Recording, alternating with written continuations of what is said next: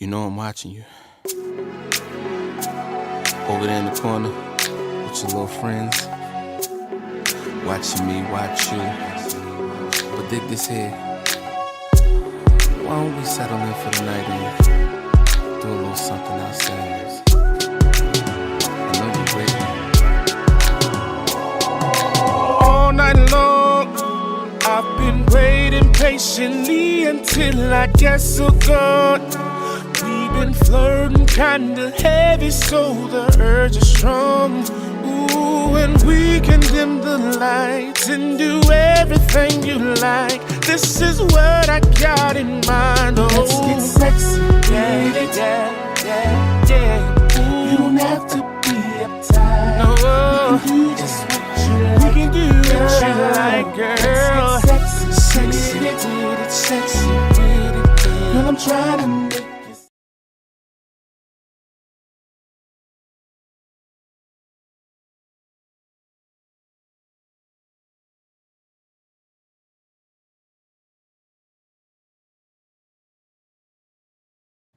I started singing when I was 2. Really delved into it by the time I was 5. I recorded with my dad, and then I started writing at 8, and I really started taking it serious at 14. I started forming groups at the end of my 9th grade year. So that's when I really knew that I wanted.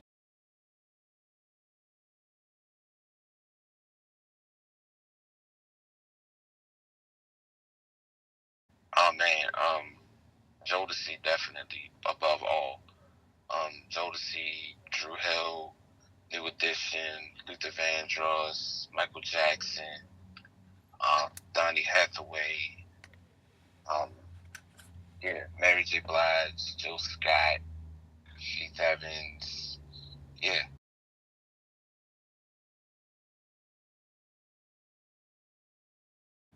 Oh man, there's a sound to it.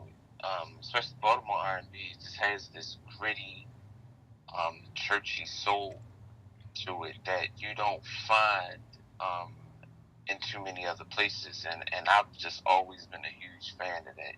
From just the way that everybody just sings from their heart. It's really bluesy. It's churchy. It's funky. It's fun. Influence on our music.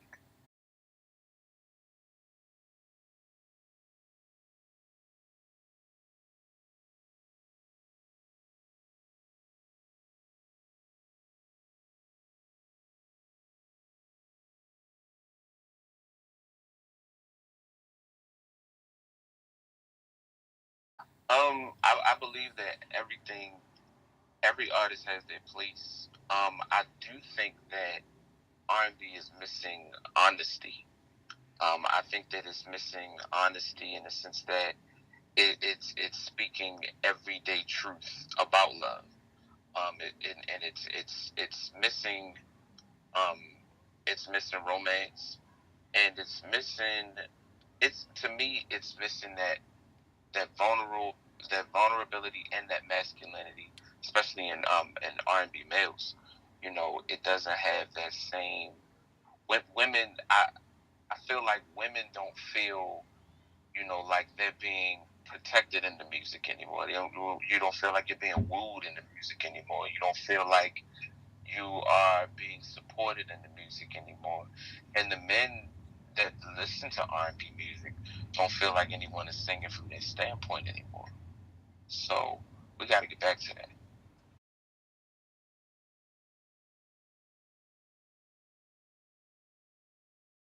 An imperfect gentleman is a guy who gives his all, means well, loves hard, loyal to a fault, but also flawed. Has his bad days, has his moments, has his roller coaster rides like anybody else.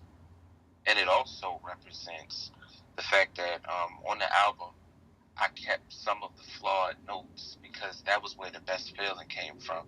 That's where some of the best energy came from. We might to correct it, and when we go back to listen to it, it just didn't feel the same anymore. So I'd be like, let's go back to the last take and just keep that. So it's a culmination of those two. Those are the two meanings. It's a dual meaning to the album.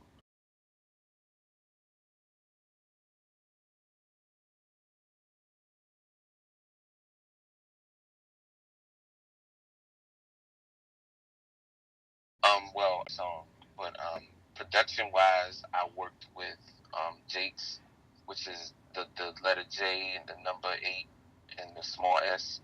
Jakes. I worked with my man Justin Grant. I worked with um, my man Joe Sembly, Sembly. OMP Productions. Yeah, and also I have a record on my album called More that's featuring an artist that signed under my label, New Legend Recordings. His name is J Law, J.Law, and I have a duet record called Say You Love Me, which is SayLuhme, or SayUlhme. And it's featuring a young lady named Parker, which is PAR''KER. So those are the only two features I have on the album. I wanted to make it as old school and as J Esquire as it possibly could be, because it's the debut album. So I wanted it to really be an introduction.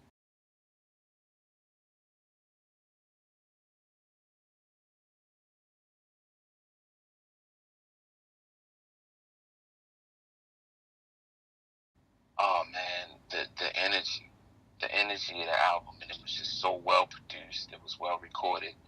All of the songs were written well. I mean, you'll be able to hear that in the simplicity of my choruses. You know, the hooks on the album. You'll be able to hear it in some of the intricate harmonies. They're very fun, spotty harmonies.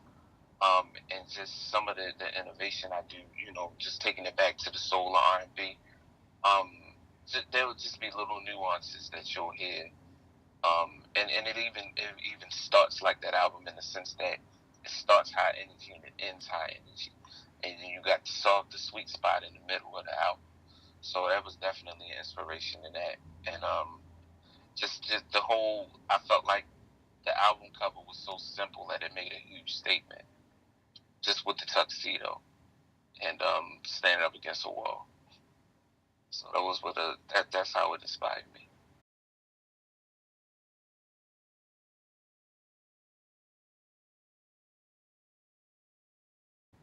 Um, Finance. More than anything, it is the financial ending of it, and also your team is a lot smaller, so you have to find creative ways to move about um, um, your listeners, your demographic. You have to find ways to keep them engaged and keep them interested and keep them listening to you. You know, far too. You know, one of the things that's happening in music now is it's so easy to obtain, so obtainable that music just falls by the wayside. It's not even the artists don't even have moments anymore. Like even if an album is number one, you don't feel the effects of it anymore. You know, it used to be exciting to go buy an album. You know, you waited. There was so much anticipation for this album that even if you were down to your last dollar, if you could get that, that was what you bought.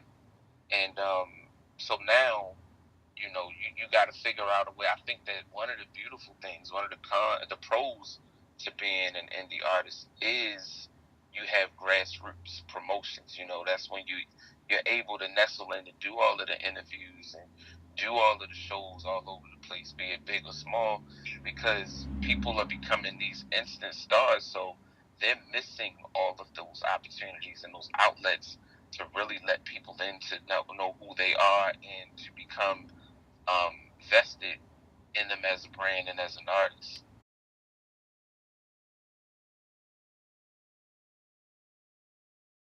I'm going to have it. It's going to be available on bigcartel.com /J Esquire Esquire Unlimited store.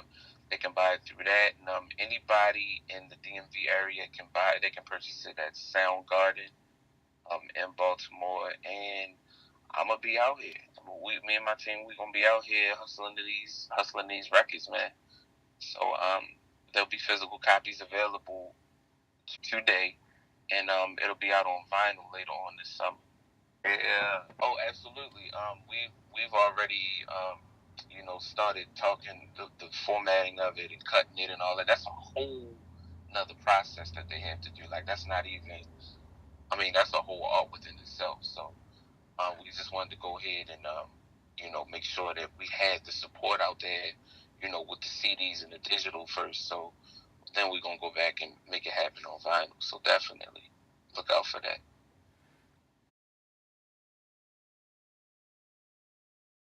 Thank you so much for interviewing me. Thank you for, giving me the opportunity to speak. And thank you for representing R&B hard. It's needed. It's still out here, and it's coming back. It's coming back to the mainstream. Absolutely. Facebook.com/JESQ Music. Instagram and Twitter, JESQ_music. Do a little something ourselves. I know you're ready. All night long, I've been waiting patiently until I get so good. We've been flirting kinda heavy, so the urge is strong. Ooh, and we can dim the lights and do everything you like. This is what I got in mind. Oh, let's get sexy, yeah. Ooh, you don't have to be uptight. No, we can do what you like, girl. Sexy, girl, I'm trying to. All night long, I've been waiting patiently until I get so good. We've been flirting kinda heavy, so the urge is strong. Ooh, and we can dim the lights and do everything you like. This is what I got in mind. Oh, let's get sexy, yeah.